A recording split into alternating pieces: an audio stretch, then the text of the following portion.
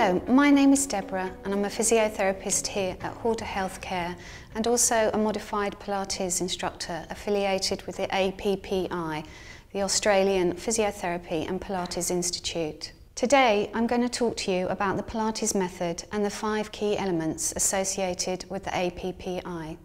These are the basic underlying principles of the modified Pilates method and ensure you have correct alignment and that you get the most out of your Pilates exercises. The medical world is now realising the benefits of Pilates. Myself and other physiotherapists here at Horder Healthcare are using Pilates successfully for the rehabilitation and prevention of long-term low back pain.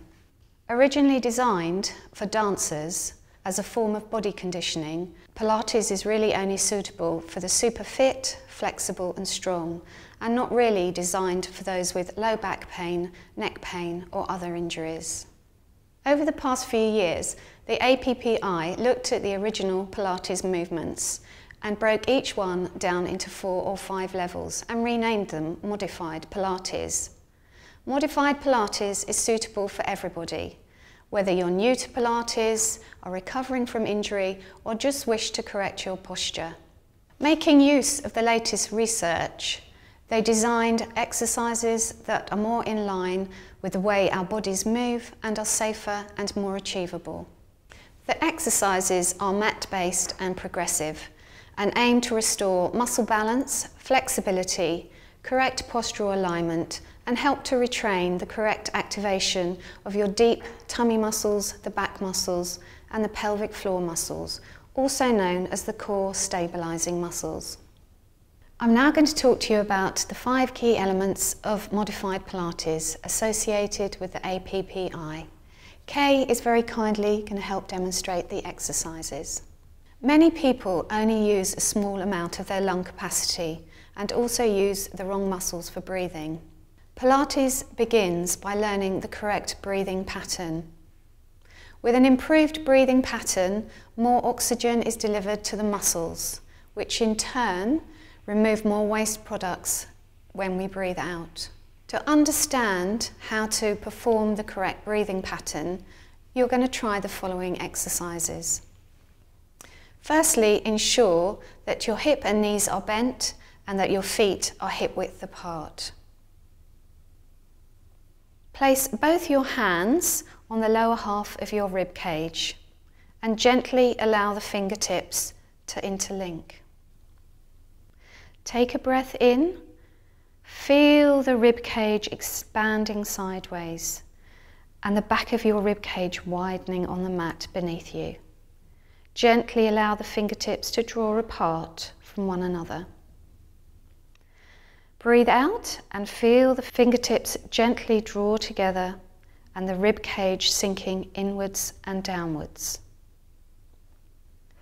Repeat a few times and check that as you breathe in, your rib cage doesn't lift off the mat.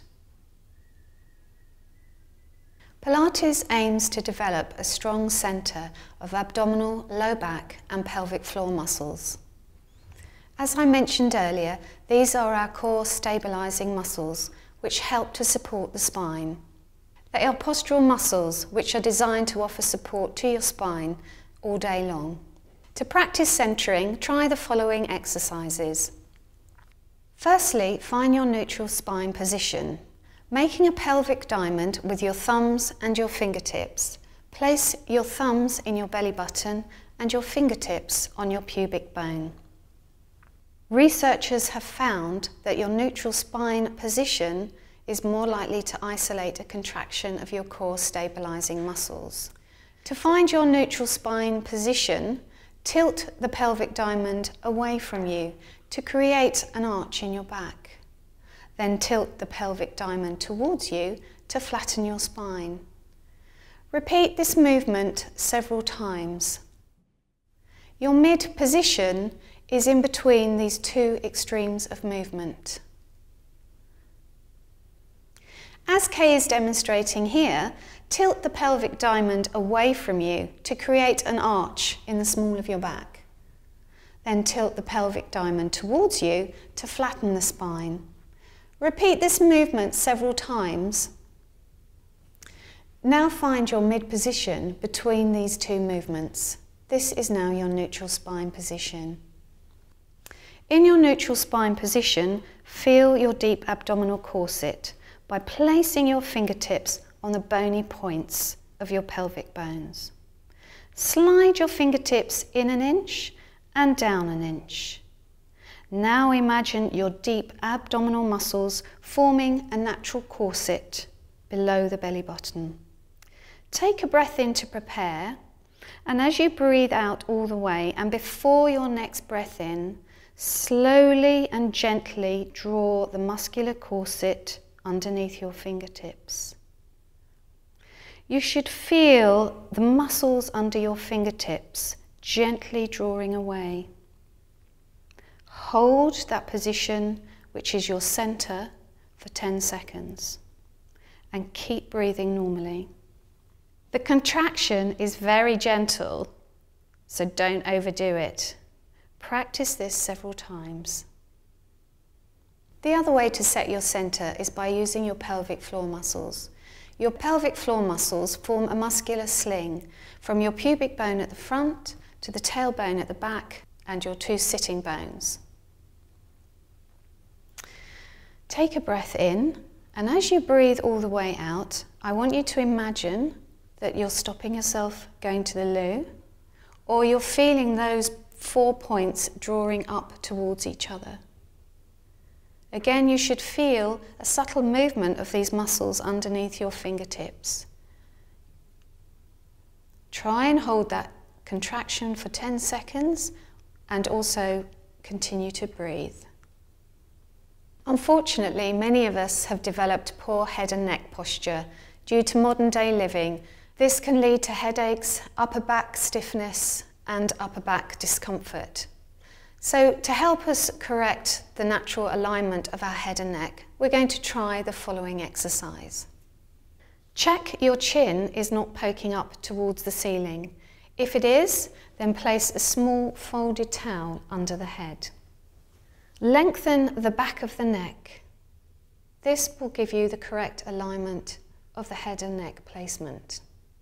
You can imagine placing a shiny magazine underneath the back of the head, and imagine sliding the back of your head along the shiny magazine.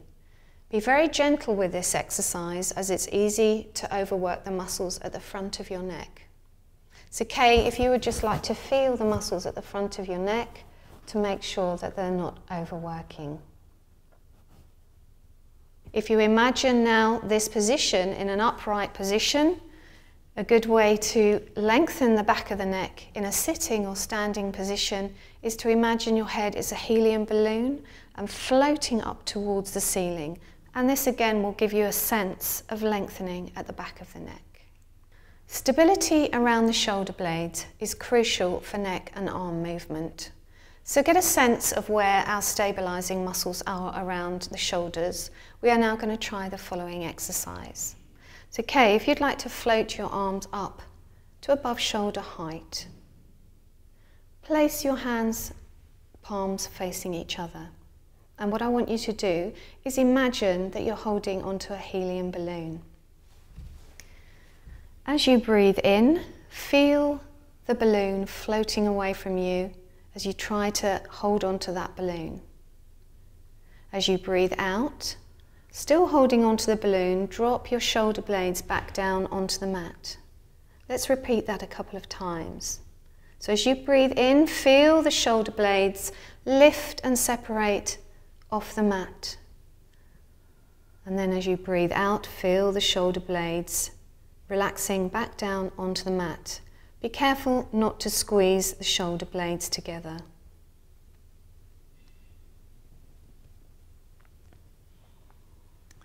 To find the correct position of the shoulder blades, we're going to now try the following exercise.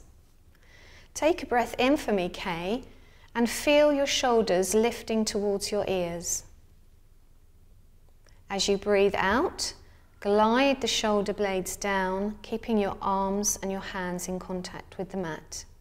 Take a breath in, feel the shoulder blades lifting towards the ears, and then again as you breathe out, Feel the shoulder blades gently dropping down into a V position at the back of the waist, and then relax and feel that correct shoulder blade placement. You should also get a sense of widening across the front of the chest. With ideal posture, we are looking for the rib cage to be stacked directly over the pelvis. Unfortunately, many people tend to stand with a military type posture, where the rib cage flares and creates a curve in the back which can cause discomfort with the low back. To find the correct alignment of the rib cage, Kay is now going to demonstrate the following exercise. Okay, what I want you to do now is float your arms up to above shoulder height, palms facing away from each other. Okay. With your next breath in, breathe out all the way, set your center and lower the arms down towards your ears, ensuring that your rib cage doesn't lift off the mat. Breathe in to bring the arms back to your start position. We're going to try that a few more times. Okay, breath in to prepare. As you breathe out, set your center, lower the arms behind you, and imagine the back of your rib cage widening on the mat beneath you. So practice that a few times for me. Another good way to keep the rib cage in a neutral position is to imagine you're lying on a sandy beach. And as you're lowering your arms behind you, you're feeling the rib cage gently making an imprint into the sand. Practice these exercises over the next week or so, and once you feel confident in the way you perform them, then try practicing them in sitting or standing. With an understanding of the 5 key elements and how to perform them, you are now ready to begin your Pilates exercises.